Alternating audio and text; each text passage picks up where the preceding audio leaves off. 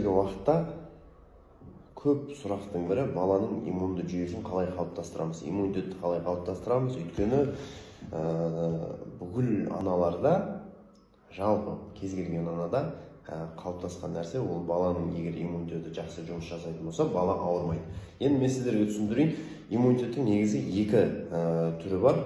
Біріншісі ол туылма, врожденный иммунитет, балада туылғаннан болатын. Екіншісі ол жүре пайда болған иммунитет.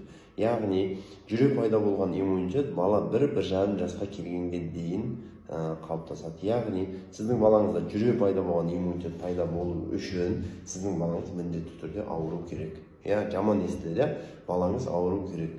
Ол ауырғанда қалай?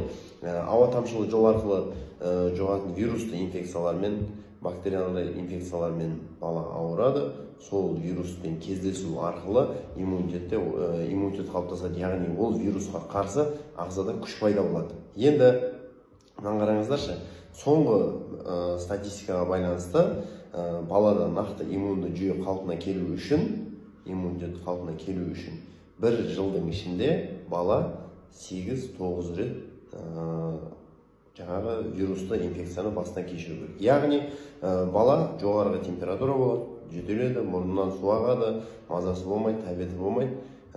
Және осы ауруларды өткізу арқылы, басынан өткізу арқылы бала өзінің өмір бойына сақталатын иммунды жүйесін қалыптастырады.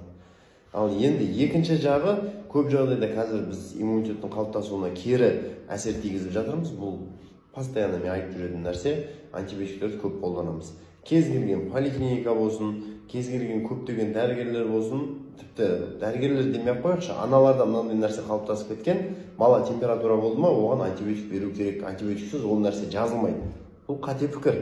Өйткені антибиотик сіздің иммунды жүйенің жұмысын бәсеңдетеді.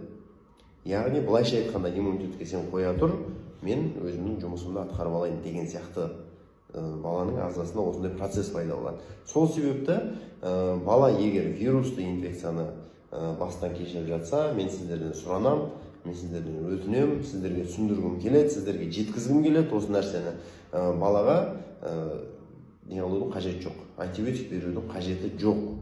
Яғни бала вирусты инфекцияны өзі өткізу керек.